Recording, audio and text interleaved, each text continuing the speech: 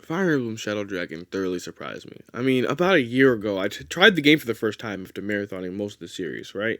And I think the last game I had played before it was Engage or SOV Echoes. So obviously, after playing like most of the series, I was pretty burnt out trying to start a new installment in the franchise. So I tried giving myself a couple months before trying it again, and no dice. I thought the game was very limiting, honestly, and I found the art style to be pretty ugly compared to any other title, especially like hopping off of the amazing like art train, I guess, of Shadow of Valentia. Like Echoes is such a. Anyways, let's not get off topic, but the game felt like a downgrade, and it felt very boring to me when I had played it compared to the complex mechanics of Engage or of the wonderful story that Echoes had provided me. So I put it down after a few chapters and didn't really look back since. Fast forward to now, at the time I'm writing the script, it's October 25th, 2025, and man, was I so wrong about this game. I think this is some of the most fun I've had with a Fire Emblem game, like, ever, honestly. I finished the Teller's duology a couple months ago, which, honestly, knowing how my schedule's been recently, you might have to wait another 20 years until I make a video on that game, but it's really fun. But it, that was also some of the most fun I've ever had with Fire Emblem, honestly. It's honestly like top 5. And I really just loved the Shadow Dragon remake like a lot. It was a short game, but it took me like a week, but I loved it as much as I would love any other Fire Emblem game, and I couldn't stop thinking about how much fun I was having. So I wanted to make a quick video talking about why I think this game is so great. To get right into it, the story is pretty simple, but not really in a bad way. It's what set up the plot ideas for the rest of the games, right? It's cool to make the connections, like, for example, it's about Marth, a prince of a place called Altea. The Shadow Dragon Medius has been revived, and the kingdom of Dolar invades his home. He's forced to run away, and vows one day that he'll return to the kingdom and win the war, right? Marth is a pretty fun protagonist. He's a good-hearted man who's willing to see the good in most anyone. He's a bit oblivious to things like love for his best friend, Keita, but he has an infectious determination and bravery all throughout the game. And you can see that same character trope, those same character tropes, those same ideas littered throughout all the different games with your main lords and their motivations and how the stories sort of go. It's sort of formulaic, but formulaic doesn't necessarily mean bad. Cliche doesn't necessarily mean bad. It's just cool seeing that Marth was the first one. Like, he's that guy. He's the one that everyone wants to be, and was shoved into most promotional material. But I think that's a pretty solid base, and it's like you get the idea of the game and you get straight into it. So honestly, I guess my biggest complaint is just the lack of supports. I would have loved to see a lot more of Marth's character just in general.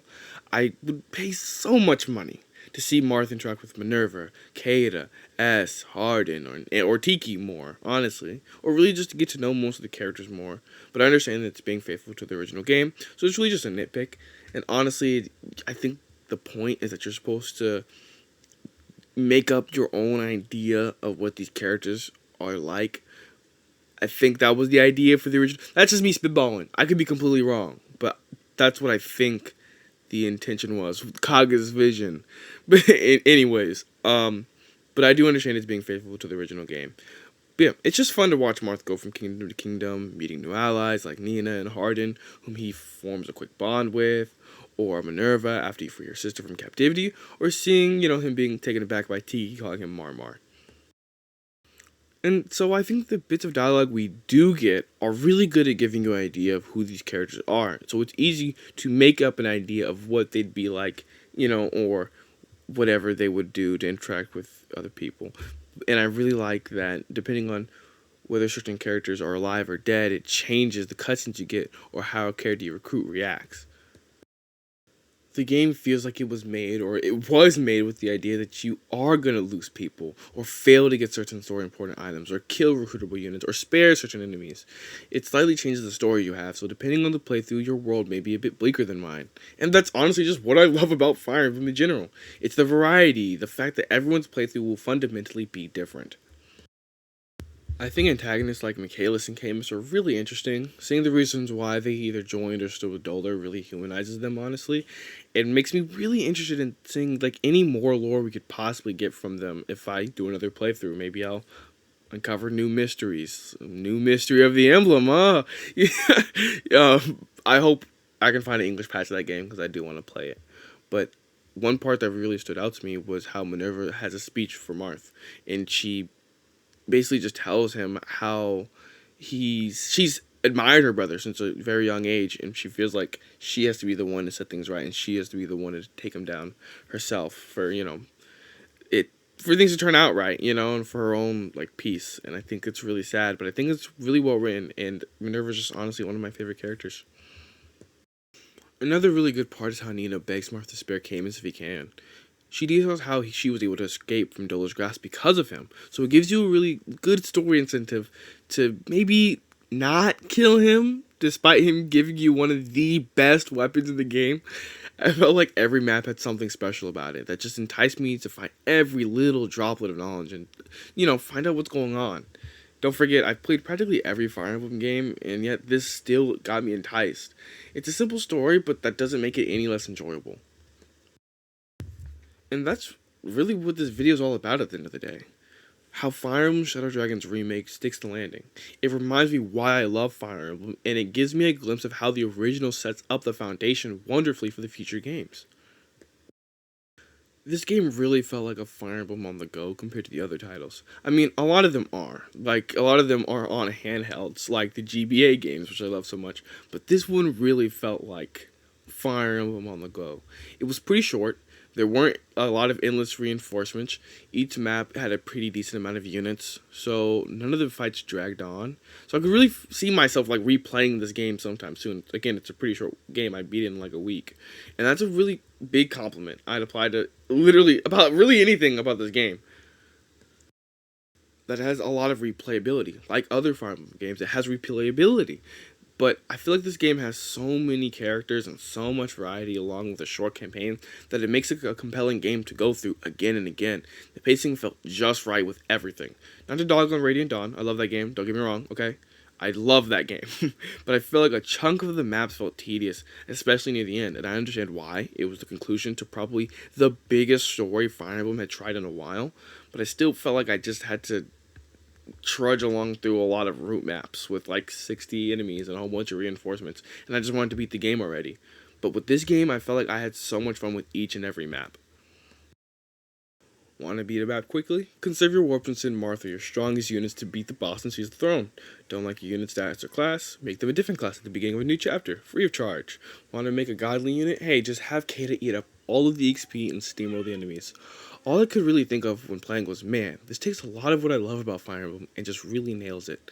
The only real complaints I have are, again, just like the lack of supports. And again, I understand why it doesn't have them. The original game didn't. And trying to be faithful. And I can appreciate that. I don't like having Kanto. I know a lot of games don't have Kanto, but I've played a lot of games that do have Kanto. And I love Kanto. Again, I just finished Radiant Dawn not too long ago. So it's so weird to me that not having it. But that's not a nitpick. It's a thing. It's me. It's not a nitpick with the game. It's just that's a personal experience when playing. But it does allow me to be strategic in a different way, since both my units and the enemies can't move twice with our mounted units. I also don't really like that the art. I still don't like the art style. I'm gonna be honest. I still don't like the art style so much. But it's not as bad as I initially made it out to be. It's kind of just basic, a bit grainy. And besides, most 2DS games, not 2DS, DS games, kind of look like this anyways. So I give it a pass. I really like that this game gives you so many units. Some of them are unfortunately really generic looking, so I didn't care about letting a couple die if I made a stupid mistake, but that's kind of the point, I think it helps make Iron Man's really, fun and enjoyable because you can sort of reclass anybody into, anything that you lost, and I think it makes the frustration of losing a unit or trying to play perfectly, because I love to try to play the game perfectly and not lose anybody. It makes you sort of just think like, well, it wasn't meant to be, and then you move on. And honestly, that's a really fun way to play the game. Sometimes you just have to accept your losses and move on. Except for characters that I really like the Pegasus Knight trio, Minerva, Merrick, Lynn, Hardin, Wolf, Tiki, and a lot of others that stood out to me because I enjoyed their personalities and the little that I got from them. But anyways, since there are so many characters that you get, the game encourages you to just let some die.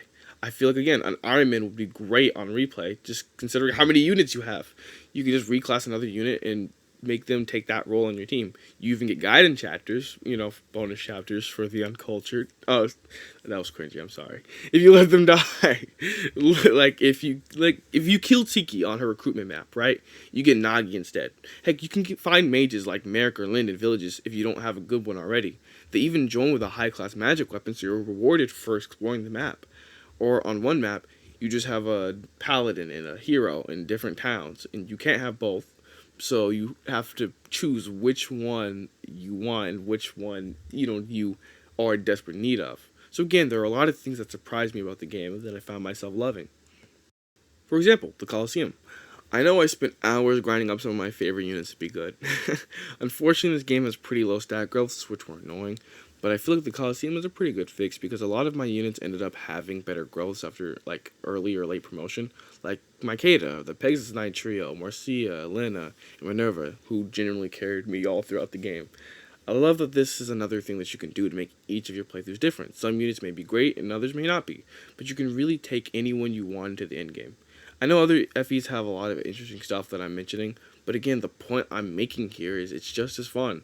And it's also cool seeing how the remake modernizes these concepts the original game had. It reminds me why I love Fire Emblem in the first place, and it's cool seeing how the series has evolved from these ideas.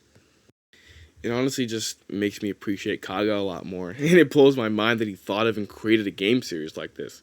Heck, it even makes me love Awakening a lot more than I already do. I might go back and play the OG Shadow Dragon someday after I beat the Jugsaw duology, since then I'll have really be in all of the mainline games. Again, I still need to play New Mystery, if I can find an English patch for that. But for now, I'm just going to continue enjoying this Fun as Hell remake. Also, before I forget, the music is so good, especially Together We Rise. That's my top one Fire Emblem song.